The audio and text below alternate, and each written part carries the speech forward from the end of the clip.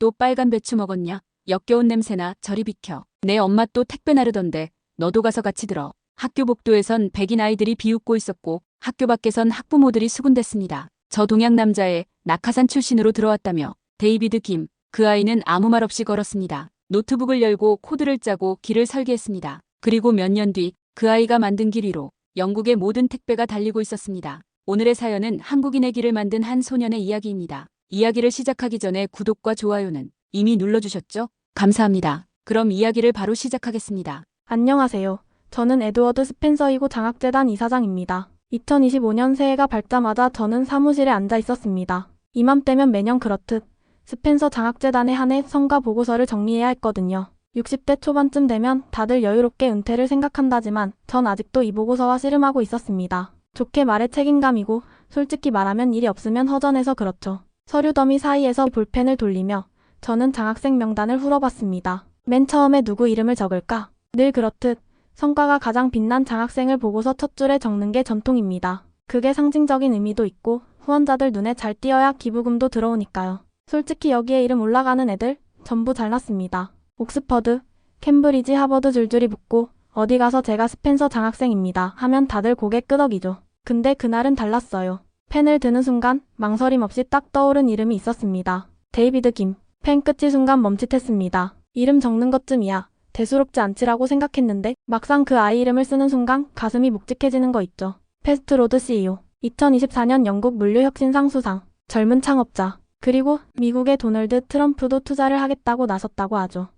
제 마음속엔 여전히 9살 화물차 뒷좌석에서 노트북 두드리던 그 꼬마로 남아있는 아이. 이름 세 글자를 적고 나니 자연스럽게 그때 그 장면들이 영화처럼 스쳐갔습니다. 처음 만났던 기억이 이렇게 또렷한 거 보면 그 아이가 참 특별했나 봅니다. 재단 사무실에서 장학금 면접을 봤는데 그때 자그마한 동양계 소년이 어머니 손을 꼭 잡고 들어왔어요. 보통 이런 자리 오면 부모들이 우리의 천재예요. 수학대회 1등 했어요 하면서 막 자랑하거든요. 그런데 김미애 씨는 달랐습니다. 죄송해요. 제가 좀 늦었습니다. 배송 마치고 바로 와서요. 머리에 화물차 기름때가 그대로 묻어있더군요. 손등은 딱 봐도 갈라지고 거칠었습니다. 근데 그 와중에 소년 데이비드는 시종일관 차분했어요. 손에 꼬깃 탄 수학 문제집을 쥐고 있던 게 아직도 기억납니다. 제가 물었습니다. 학교 끝나고 뭐 하면서 시간 보내니? 그 아이가 뭘 했는지 아세요? 엄마랑 택배 배달 다니면서 차 뒷좌석에서 공부해요. 그때 전 웃으면서 공부 열심히 하는구나 했는데 속으로는 좀 찡했습니다. 아이의 말이 담담했거든요. 그게 그 아이의 일상이라는 게 느껴지더라고요. 그때가 2011년 장학생 최종 명단을 정하는 시기였죠. 저희 스펜서 장학재단은 신청서와 성적표만 보고 돈을 주지 않아요. 실사라는 걸 하죠. 최종 명단을 확정하기 전에 반드시 실사를 나가게 됩니다. 저희 직원이 직접 지원자분의 생활 환경과 상황을 살펴보고 그 과정을 세세히 기록하게 되는데요. 이후에 작성된 그 보고서가 심사에 큰 영향을 미쳐 결국 지원자분이 명단에 오를지 여부를 결정짓게 됩니다. 말 그대로 학생과 가족이 어떻게 살고 있는지, 정말 우리가 돕는 게 맞는지 직접 확인하러 갑니다. 혹시 아세요? 어떤 집은 벤츠 세워놓고도 힘듭니다 하니까요. 그날 데이비드 김도 그런 실사 방문이 있었습니다. 직원이 다녀와서 보고서를 써냈죠. 그런데 그걸 제가 읽고는 그냥 넘길 수가 없었습니다. 보고서 마지막 줄에 이런 문장이 있었습니다. 모자는 새벽부터 저녁까지 함께 배송 일을 하며 생활을 이어가고 있음. 어머니가 운전대를 잡고 아들은 뒷좌석에서 수학 문제를 풉니다. 그들은 달리고 있습니다. 엄마는 하루를 위해, 아들은 미래를 위해. 그걸 읽는데 가슴이 묵직해지더라고요. 이게 무슨 문학 작품 한 구절도 아니고 그냥 직원이 쓴 보고서 문장이었는데요. 이상하게도 그 한 줄이 잊히질 않았습니다. 나중에 알고 보니 직원도 이 모자를 응원하는 마음으로 보고서를 작성했다고 하더군요. 그리고 며칠 후였습니다. 그날은 버밍엄 근처 학교에 볼 일이 있어 방문했다가 차를 몰고 나오는데 저 멀리 포드 트랜짓밴 한 대가 보였습니다. 흰색에 군데군데 녹이 슬어 있었고 뒷문짝엔 작은 흠집까지 보였습니다. 그 차를 보고 저는 직감했습니다. 아, 저기구나. 속도를 줄이고 옆을 지나며 슬쩍 봤습니다. 운전석엔 동양계 여성. 맞았습니다. 김미애 씨였습니다. 그리고 뒷좌석에 작은 머리 하나. 데이비드 김. 아이 눈은 노트북에 박혀 있었고 손은 빠르게 움직이고 있었습니다. 무슨 문제를 푸는 건지 프로그래밍 코드를 짜는 건지 알 수 없었습니다.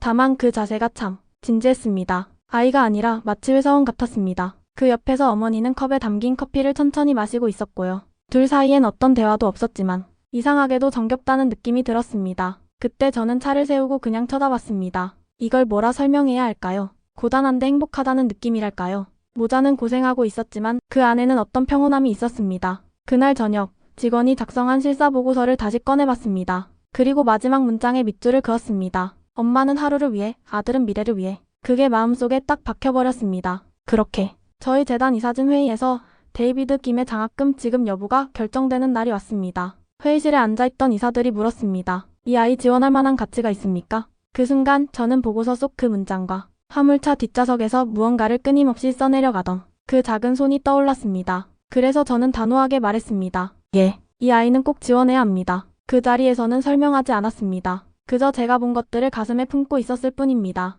그렇게 그 아이와의 인연이 시작되었고 그 후로 저는 데이비드가 보내온 손편지를 종종 받았습니다. 엉성한 글씨에 번진 잉크 자국까지 그대로 남아있는 편지들.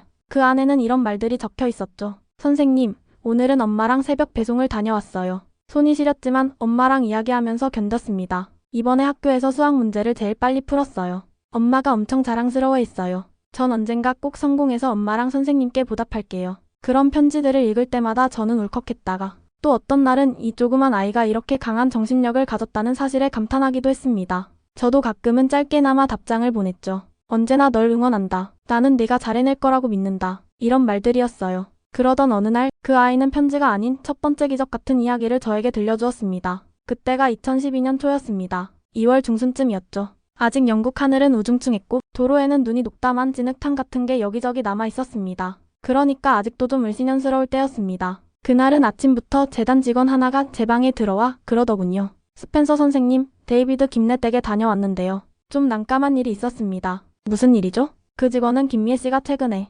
고가의 택배를 분실해서 난리가 났다는 이야기를 꺼냈습니다. 그게 보석류였는데요. 배송사고로 사라진 겁니다. 배상 책임이 미애 씨에게 돌아갔고요. 금액이 3,800파운드.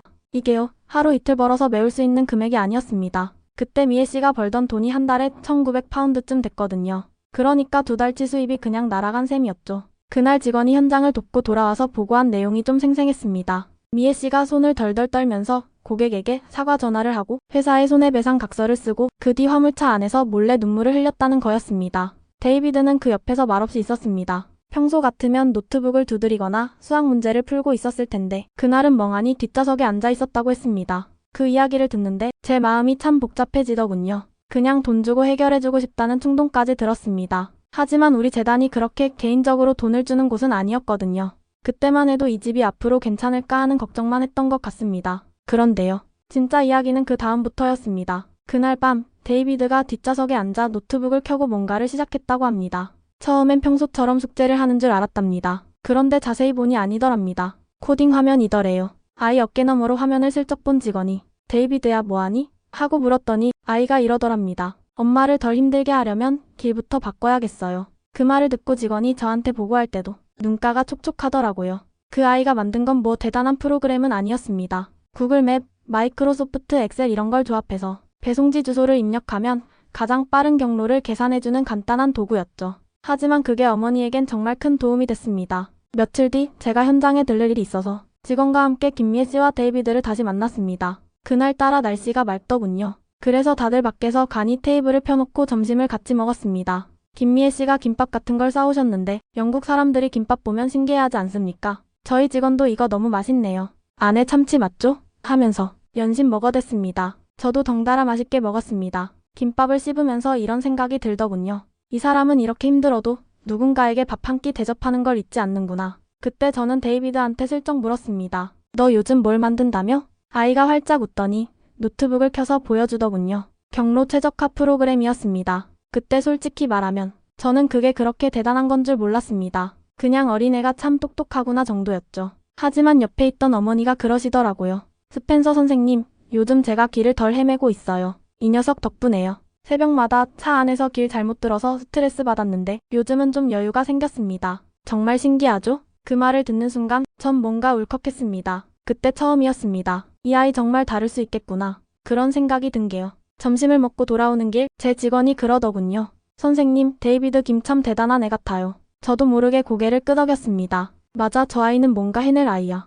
그렇게 저는 차에 올라타면서 조용히 데이비드 김의 이름 석자를 되뇌었습니다. 그 후 데이비드는 또 편지를 보내왔습니다. 선생님, 요즘 엄마가 덜 힘드세요. 제가 만든 걸 쓰시니까요. 전 언젠가 더 큰 것도 만들 거예요. 그 편지를 읽으면서 저는 또 눈시울이 붉어졌습니다. 그렇게 저는 답장을 보냈죠. 너는 이미 엄마를 돕고 있단다. 그리고 난 내가 더 큰 일을 해낼 거라고 믿는다. 그렇게 저는 응원했습니다. 아니 사실은요. 그 아이에게 응원을 받았던 건 어쩌면 저였을지도 모릅니다. 그때는 몰랐습니다. 그 작은 손이 몇 년 뒤 영국 물류 산업을 뒤흔들 줄은요. 그 아이는 자라면서 점점 더 빛이 났습니다. 데이비드 김. 제가 처음 만났을 때는 화물차 뒷좌석에서 노트북을 두드리던 작은 손이었는데 이제는 수학 문제를 척척 풀어내고 학교에서도 머리 좋은 애라고 소문이 나기 시작했거든요. 근데 말입니다. 세상이 그렇게 쉽게 문을 열어주진 않더군요. 2016년이었죠. 그때 데이비드가 14살 중학교 3학년 때였습니다. 전국 수학 경진대회에 나가서 우승을 했습니다. 우승이요? 이게 얼마나 대단한 일이냐면요. 당시 영국 전국에서 3,000개가 넘는 학교가 참여했거든요. 그 중에서 1등입니다. 그 택배차 뒷좌석에서 공부하던 아이가 말입니다. 저도 너무 기뻤죠.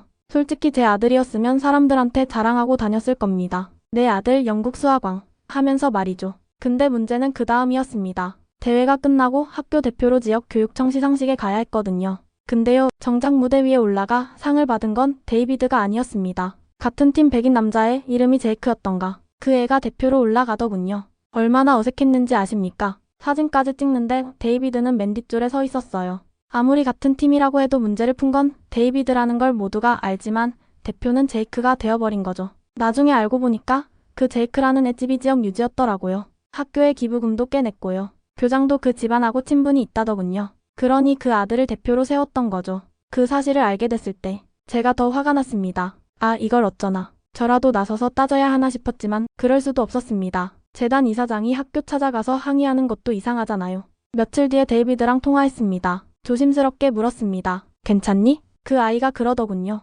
괜찮아요, 선생님. 뭐 어쩔 수 없잖아요. 근데 그 목소리 아니었습니다. 저는 알았습니다. 괜찮다는 말 뒤에 꾹 참아낸 무언가가 있다는 걸요. 그날 밤 잠자리에 누웠는데 자꾸 그 아이 눈빛이 떠오르더군요. 한국인들은 쉽게 포기하지 않지. 아버지의 그 말이 또 들려왔습니다. 그 일이 있고 몇 달 후 좋은 소식이 하나 있었습니다. 데이비드가 명문 사립고등학교에 장학생으로 합격했습니다. 이게 또 쉬운 일이 아니거든요. 1년에 학비만 35,000파운드 약 5,800만 원인데 이걸 전액 면제받고 들어가게 된 겁니다. 합격 발표가 나자마자 데이비드가 저한테 전화를 했습니다. 아직도 그때 목소리가 생생합니다. 선생님, 됐어요. 합격했어요. 그렇게 밝은 목소리는 처음 들었습니다. 그 말 한마디에 저도 모르게 책상을 탕 치며 외쳤습니다. 잘했다. 네가 해냈구나. 그날은 기분이 너무 좋아서 저녁에 와인도 한잔 했습니다. 물론 다음날 숙제 때문에 조금 고생했지만요. 그 정도는 기분 좋게 참을 만했습니다. 하지만 세상은 다시 그 아이에게 쉽지 않은 벽을 내세웠습니다. 사립고등학교 1학년 때였죠. 데이비드가 창업경진대회라는데 참가했는데요. 솔직히 말하면 그 대회가 있는 줄도 몰랐습니다. 저는 그냥 학교 생활 잘하고 있겠거니 했거든요. 그때가 아마 2016년 초였을 겁니다. 데이비드가 명문 사립고등학교에 진학한 지 1년도 채 안 되었을 때였죠. 그해 겨울은 유독 길었습니다. 영국 날씨답게 하루에도 3번씩 비가 내렸다가 그쳤고 회색 구름이 하늘을 덮고 있던 시기였습니다. 그날도 비가 부슬부슬 내렸습니다.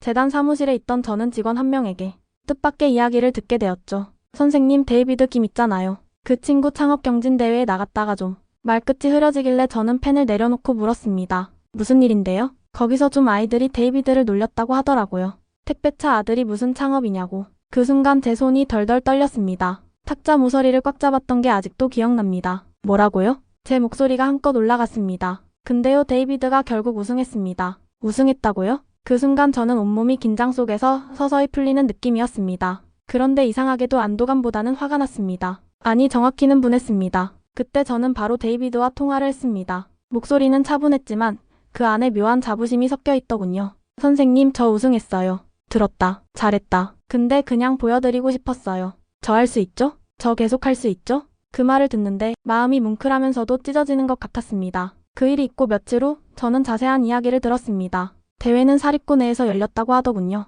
학생들은 주로 상류층 자녀들, 부모들은 변호사, 의사, 금융업 종사자들, 다들 타고난 성공 DNA를 지닌 듯한 얼굴들이었죠. 대회 전부터 분위기가 심상치 않았다고 합니다. 데이비드가 혼자 앉아 노트북을 열고 있을 때였대요. 그 주변에 학생 몇 명이 모여서 이러더랍니다. 야, 너 혼자야? 팀 없어? 택배차 뒷좌석에서 만든 프로그램인가봐. 너 엄마 배달 오셨던데. 창업은 무슨. 이런 말들이 오갔다고 했습니다. 그리고 그걸 지켜보던 몇몇 학부모들도 눈짓으로 서로 수군거렸다더군요. 저 아이 동양계잖아. 장학금으로 들어왔다며. 택배한다던데. 글쎄, 이런 자리엔 좀 안 어울리지 않나? 이방인 가난한 집 아이, 그리고 한국계라는 이유만으로 데이비드는 이미 그 자리에 설 때부터 점수를 깎인 상태였던 겁니다. 제가 나중에 들은 바로는 데이비드는 그때 아무 말도 안 했다고 합니다. 그저 노트북 화면만 뚫어지게 보고 있었답니다. 입술은 굳게 다물고 손가락은 평소보다 더 빠르게 키보드를 두드렸다고 했어요. 그리고 본격적인 경진대회가 시작되었습니다. 주제는 도심 물류 시스템의 혁신. 학생들이 내놓는 아이디어는 비슷비슷했습니다. 드론 배송 시스템 구축, 친환경 전기 자전거 배송, 자동차 대신 소형 로봇 활용. 좋은 아이디어들이긴 했습니다. 문제는 다들 비용과 현실성이 빠져 있었죠. 이건 택배차 뒷좌석에서 실제로 어머니가 일하는 모습을 매일 본 데이비드와는 완전히 다른 시선이었습니다. 드디어 데이비드 차례였습니다. 그때 대회장 안은 어쩐지 웅성거렸다고 합니다. 저 애는 뭐 하나 보자. 이런 기류였겠죠.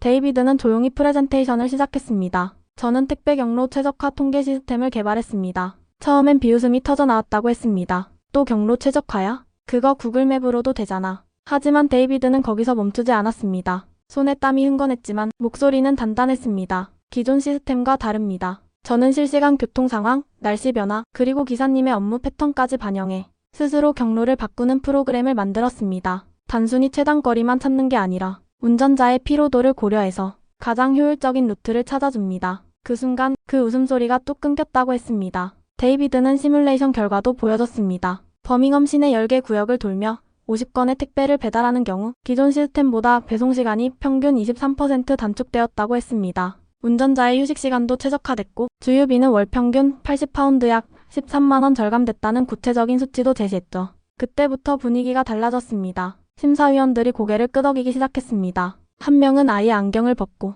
노트에 뭔가를 막 적기까지 했대요. 그리고 결과 발표. 우승 데이비드 김. 이름이 불렸을 때 아이들은 놀란 눈으로 서로를 쳐다봤고 학부모들 사이에선 미묘한 침묵이 흘렀다고 했습니다. 데이비드는 그 순간에도 크게 웃지 않았다고 하더군요. 그저 살짝 미소 지으면서 고개를 숙였답니다. 보셨죠? 저 할 수 있죠? 그 아이가 저한테 했던 말이 그때서야 뼈에 사무치게 다가왔습니다. 그날 밤 저는 거실에 앉아 위스키 한 잔을 따랐습니다. 그리고 아버지의 말이 떠올랐습니다. 한국인들은 끝까지 달리더군. 그렇습니다. 그 아이는 달렸습니다. 그 누구보다 빠르고 그 누구보다 멀리. 그리고 저는 그 길의 시작부터 지켜보고 있었습니다. 그때가 2021년 봄이었죠. 정확히 기억합니다.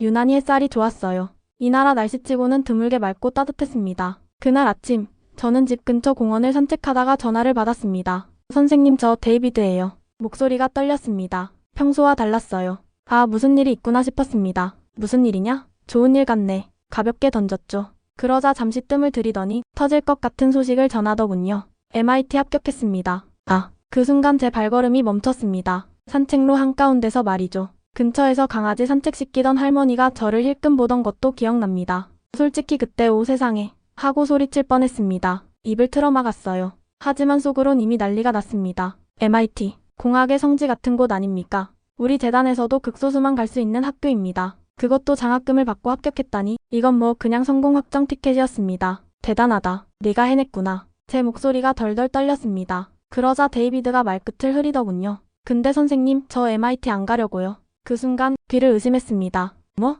무슨 소리야? 저 창업하려고요. 패스트로드요.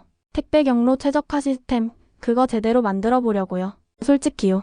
순간 이놈이 미쳤나 싶었습니다. MIT를 차버리고 창업을 한다고요? 그것도 19살짜리가? 근데요, 그때 데이비드 목소리가 참 묘했습니다. 두려움도 있었지만 자신감이 더 컸습니다. 선생님, 제가 봤어요. 엄마 일하면서. 그리고 제가 그 대회 때 만들었던 거. 그게 진짜 필요하다는 거요. 이건 해봐야겠어요. 누가 아니라고 해도요. 그 순간 저는 깨달았습니다. 이 아이는 이미 결심했구나. 누가 뭐래도 갈 아이구나. 그래서 저는 더 묻지 않았습니다. 그래, 가라. 대신 절대 멈추지 마라. 그렇게 데이비드는 MIT 대신 패스트로드를 선택했습니다. 그리고 정말 해냈습니다. 그해 여름 첫 계약을 따냈더군요. 버밍엄 지역 택배회사였습니다. 42대 규모였어요. 작은 회사였지만 데이비드는 그곳과 계약하면서 자기 시스템을 처음으로 현장에 적용했습니다. 그리고 그때 마치 천운처럼 시기가 딱 맞아떨어졌습니다. 코로나19 팬데믹. 전 세계가 멈췄던 시기였죠. 식당도 상점도 학교도 문을 닫았습니다. 그런데 유일하게 멈추지 않았던 게 뭔지 아세요? 택배였습니다. 사람들이 집 밖에 나가지 않으니 생필품부터 전자기기, 심지어 식료품까지 모두 문 앞 배송으로 해결하려고 했죠. 영국도 마찬가지였습니다. 저도 그때 집에 갇혀 지내면서 하루가 멀다 하고 배달 온 상자를 뜯었으니까요. 유난히 초인종 소리가 자주 울리더군요. 그런데 그 바쁜 와중에도 택배사들은 점점 힘들어했습니다. 기사들은 감염 위험을 무릅쓰고 일해야 했고 물량은 평소의 3배로 치솟았습니다. 기존 시스템으로는 감당이 안 됐습니다. 바로 그때 데이비드의 기술이 빛을 발했습니다. 그가 만든 AI 경로 최적화 시스템이 과부하 걸린 현장에 투입됐습니다. 배송 시간이 단축되고 기사들의 동선이 효율적으로 바뀌면서 기름값도 아끼고 기사들 스트레스도 줄었다고 했습니다. 한 기사님이 이런 말을 했다고 하더군요. 이 시스템 아니었으면 우린 다 쓰러졌을 겁니다. 1년쯤 지났을 때였습니다. 패스트로드가 점점 입소문을 타더군요. 어떤 동양계 청년이 물류 최적화 시스템으로 버밍엄 물류회사를 살렸다더라. 이런 기사도 나오기 시작했습니다. 그즈음 저는 우연히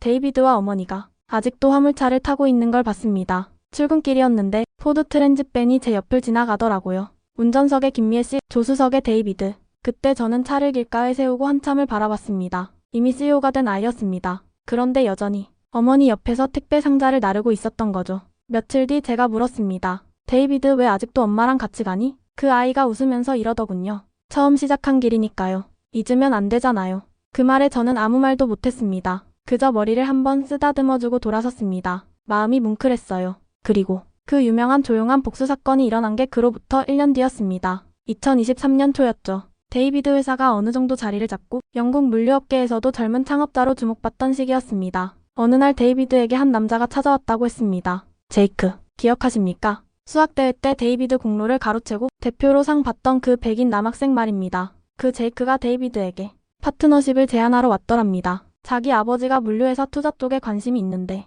패스트로드와 함께 일해보자고요.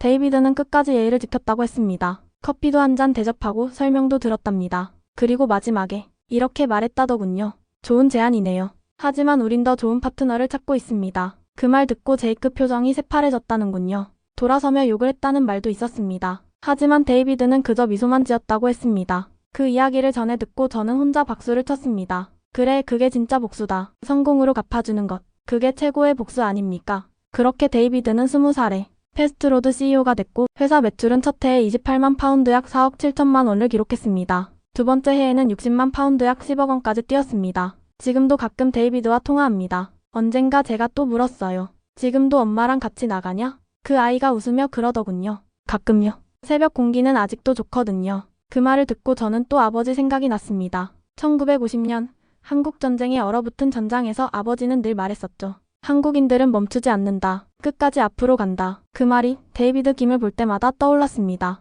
그 아이도 그랬습니다. 멈추지 않았고 결국 자신만의 길을 만들어냈습니다. 그런데요, 시간이 흐르면서 저는 깨닫게 됐습니다. 그 끈기와 집념, 그저 개인적인 성향이 아니더군요. 그건 한국인이라는 민족이 가진 힘이었습니다. 창의성, 결단력, 진실성. 남들이 안 된다고 할 때 그럼 다른 길을 찾으면 되죠 하며 묘수를 찾아내는 그 능력. 그리고 한번 결심하면 끝까지 해내고야 마는 강단. 그 과정에서 자신이 한 말과 행동에 책임지는 진실함까지. 그게 데이비드에게도 있었어요. 그리고 또 하나 있죠. 강자에게 강하고 약자에게 관대한 국민성. 데이비드가 CEO가 된 뒤 직원들 챙기는 모습에서 저는 그걸 봤습니다. 고된 새벽 배송을 뛰는 기사들에게 먼저 커피를 내밀고 힘들어 보이면 먼저 말을 건넸습니다. 어머니와 택배차에서 고생했던 시절을 잊지 않았던 겁니다. 끊임없는 자기개발. 성공하고도 멈추지 않더군요. 더 좋은 시스템, 더 효율적인 경로, 수학 공식 하나까지 다시 뜯어보며 발전했습니다. 늘 더 나은 자신이 되려고 했습니다. 외유내강. 겉으론 늘 조용하고 부드럽게 웃지만 내면은 강철처럼 단단했습니다. 어떤 일이 있어도 흔들리지 않았어요.